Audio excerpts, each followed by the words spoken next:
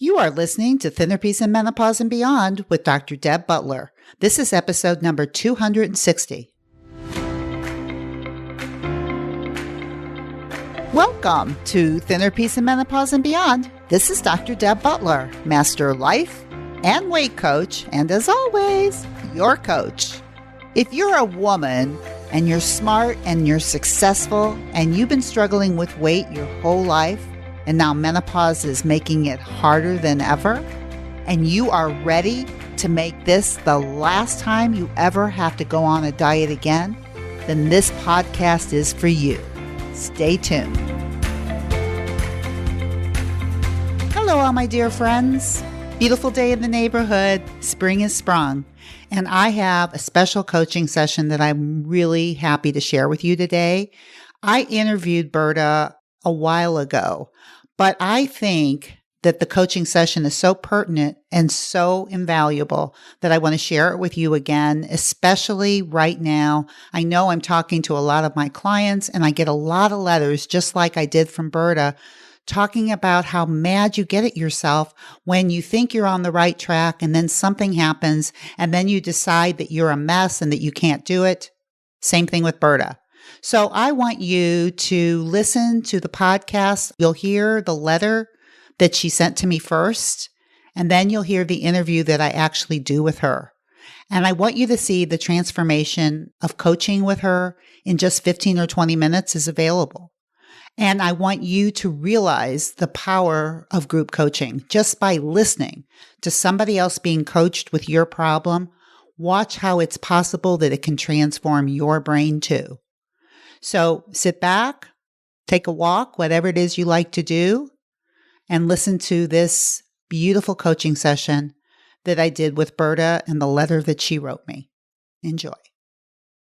Hi, Dr. Deb. I began to hear your podcast and it literally changed my life. I live in the Republic of Panama and a friend of mine from Utah told me about your podcast and I've been hearing it every day for the last month and a half. I am 50 and around 15 to 20 pounds overweight and into menopause. I had been following all your advice and suddenly I had a problem at work. I work for myself and everything was late and I needed to make some payments to be on time for delivery of merchandise, the usual. It makes me super anxious, so I start to eat uncontrollably again. I just ate half a pint of ice cream and it's 10 p.m. at night. I wonder, how can I get back on track, or is it that I will never get back on track again? I lost 4 pounds and I gained 2 during this weekend. Do you recommend that I should start again from episode 1 right now? I am on episode 85. Sorry to bother you, but I am desperate here. Don't know if it's my mind or myself seems like I just want to be fat. Apparently, I just don't know why. I was taking sleeping pills and I stopped using them and I felt great. But the last 3 to 4 days, I'm taking the sleeping pills again and I'm eating uncontrollably. Don't know if I should start again on episode 1 or keep going or just pray to be in control again. Really, thanks for listening, Berta. You guys, I know you can relate to this. So listen to this interview and this coaching session that I did with her. I think it literally changed her and I think it can literally change your brain right here and right now. So enjoy and I'll come back on the end. Hello, Berta. Welcome to the podcast. You are a brave soul. Thank you, Dr. Deb. Yes. And so the reason that we're talking today is I'm calling you a brave soul because you just sent me a letter and you were just hoping that I would answer it. Yes. I was so excited when you did. Yes. Oh, yeah. And so the questions that you asked me, I thought so many people had them that I asked you if you would like to be coached on my podcast. And you said yes. And that's why I'm calling you brave, because did it make you a little nervous to say yes? Of course. Of course. I'm in Panama, Republic of Panama. My English is not that good, but I said yes. You said yes. Why did you say yes? Because I've been hearing your podcasts for episode number 100. Yeah. And it's helped me a lot. I'm like a different person, but I really needed to talk to you and ask you some questions that were bothering me right now. Yes. Okay. So tell me how it's helped you so much to begin with. Tell me how it's helped you.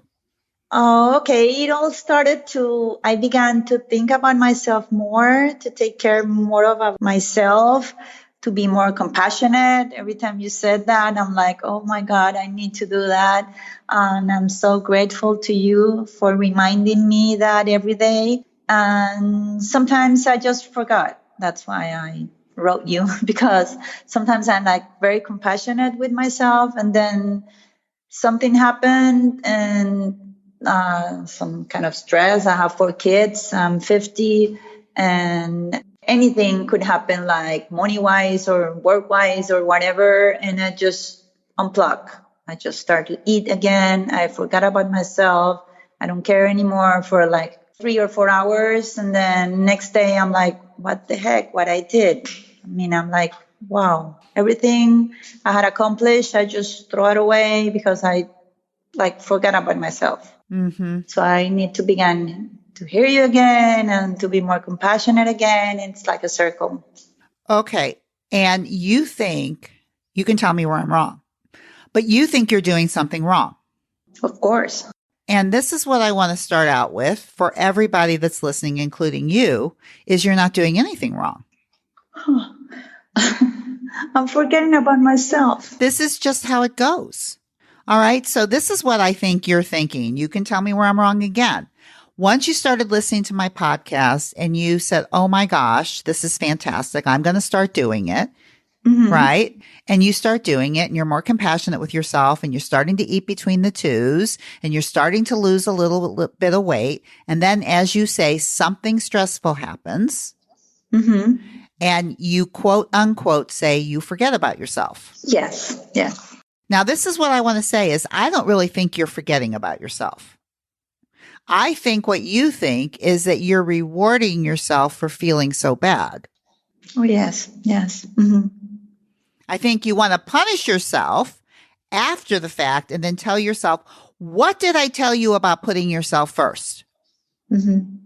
You punish yourself, right? Yes, I did. Yes. Yes. That's what I do. That's what you do. And this is what's also really interesting about you too, Berta, because how much weight do you really want to lose? Like 15 pounds. 15 pounds. So you tell me how come you don't have 100 pounds to lose if this is the way you cycle? I don't really know. Because at some point I just stop.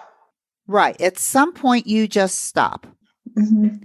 So you have to know that you have a way of stopping. You just don't like that when you stop, it puts an extra 15 pounds on you. Yes. Right. Mm-hmm.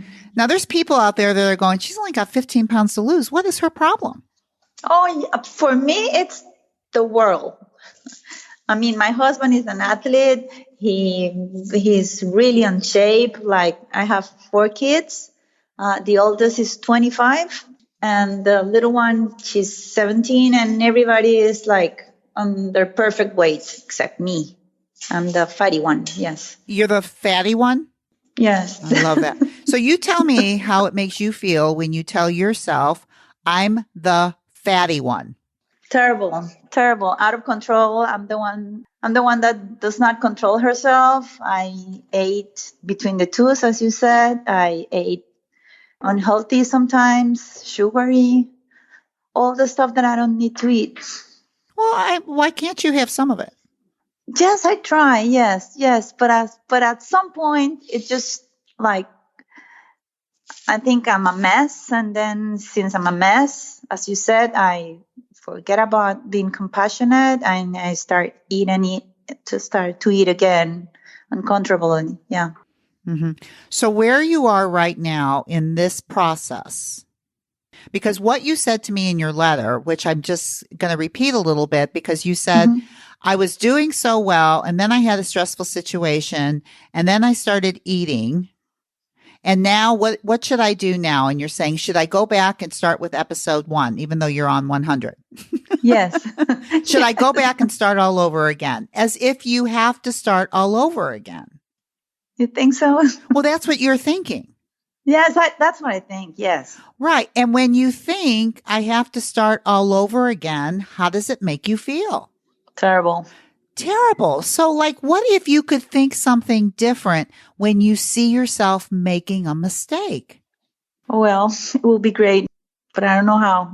Well, but you can, because the problem is that you're not allowing yourself to even make a mistake. And you're making them anyway. It's not like it's stopping you. No, it's not stopping me at all. It's in actually what it's doing. It's probably increasing them because you make yourself so nervous and you want to eat when you're nervous, right? So first you have an overeat because something's going on at work, right? Yes. And then you beat yourself up for overeating, which makes you more nervous, which makes you want to eat more. Okay. Yes, that's for sure. Mm-hmm. And then you want to tell yourself how terrible you are and all of that, and that you have to start all over again because you're a mess. Yes, that's true. That's me. Mm-hmm. That is your self-talk. Now, what I want to help you with is to realize that when you start this process, the way that you get stronger is when you learn how to come back faster. I'm writing this down. Yeah. So do you know what I mean by coming back? Yes. Focus myself. Mm-hmm. Yeah. It just means coming back to yourself.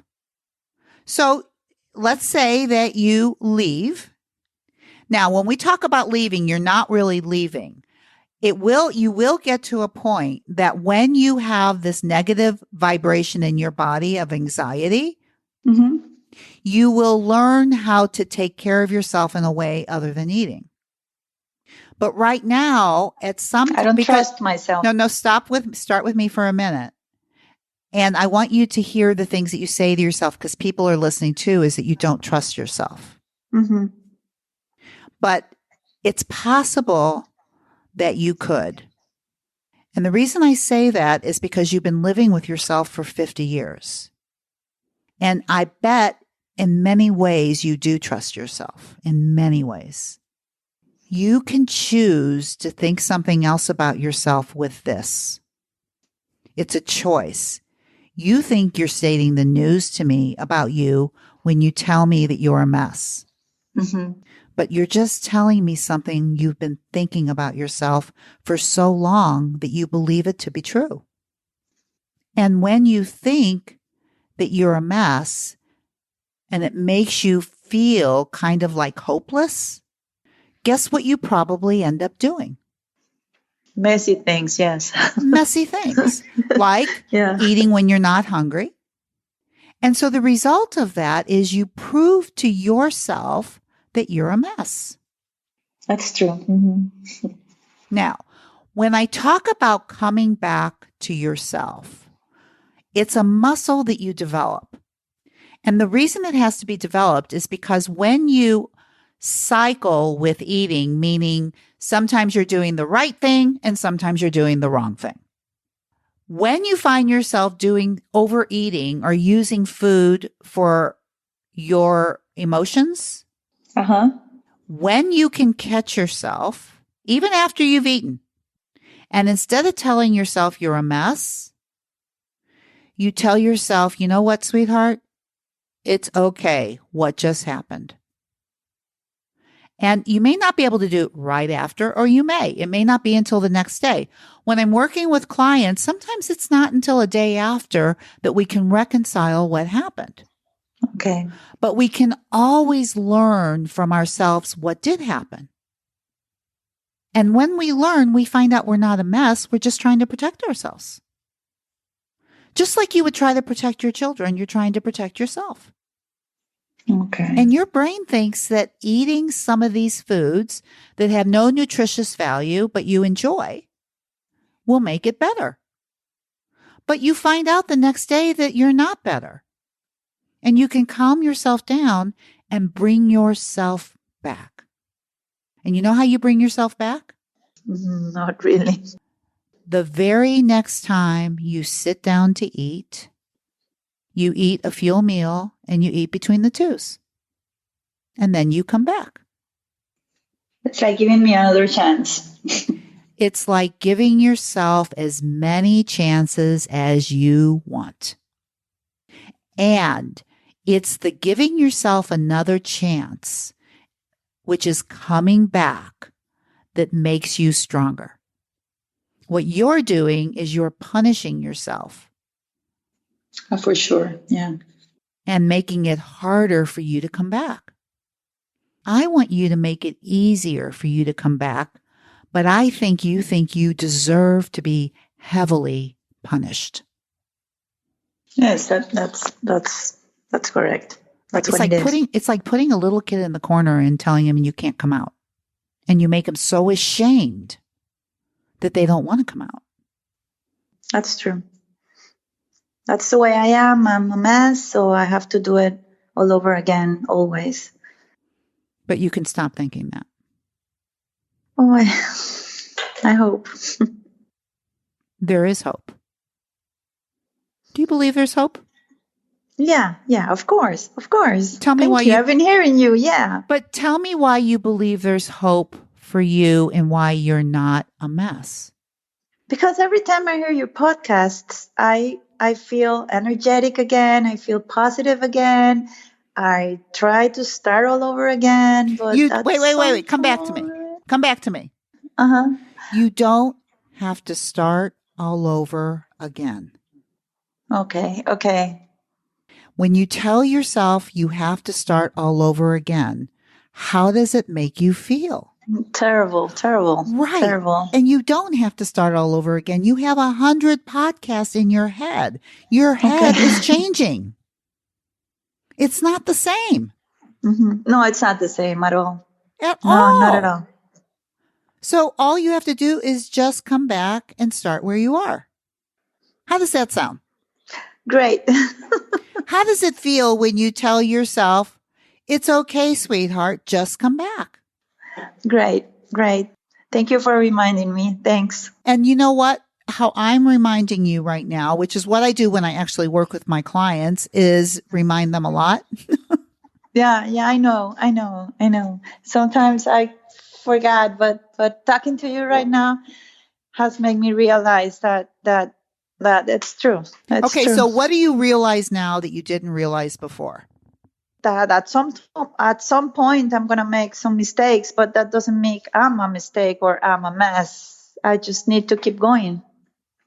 Just like anything that you learn that's new, right? And the way that you learn something that's new is you just keep going and you learn from your mistakes until you get it. And now you become your own best friend. Mm-hmm. Now you come back to yourself. Now I feel so good every time you remind me that. But so I'm telling you this, right? The only reason you feel good is because you're thinking something that makes you feel good. It's not me. Okay. What are you saying to yourself that makes you feel so much better? At this point, yes, that it's okay to make mistakes, that I'm valuable, that I'm not a mess, I just made a mistake and that I can keep going. Yes. That I need to be compassionate with myself. Yes, and compassion comes in the most when you bring yourself back. You can only come back if you're compassionate. I'm writing everything down right now. Yeah, but you're getting it in your heart, right? I know. Yes. Uh-huh. Because you can feel it. I do. Thank you. This is always available to you. Yeah, I need to bring myself back. Yeah. That's the only thing that I would ever say to myself when you see yourself doing something that you don't like is, sweetheart, let's just come back. And if you can't come back in that moment, you can come back soon. And I will tell you what, my most successful clients, it's not because they don't make mistakes. It's because they can come back. All right. Thank you. Oh, I feel so good right now. Beautiful. Thank you, Berta, for being so brave. Thank you for having me. You don't know how much you have changed my life. Yeah, thanks. Thank you. It's my pleasure, Berta. So here's what I want to say after coaching Berta, and something that I notice a lot when I coach my clients, and maybe you're noticing this too as you're listening, is that the things that we say to ourselves are usually not very helpful. And the other thing is most of the things that we say to ourselves, unfortunately, we believe with all of our hearts, and we can't see that we're not reporting the news to ourselves. We're just telling ourselves things that we think that we believed for so long that we think we're reporting the news about ourselves, but we're not. Just like Berta. She just felt like she was just a mess, that she's a fatty. These are just the things that she tells herself all the time. And she tells herself when she makes a mistake that she shouldn't be making a mistake, that she should figure this all out by now.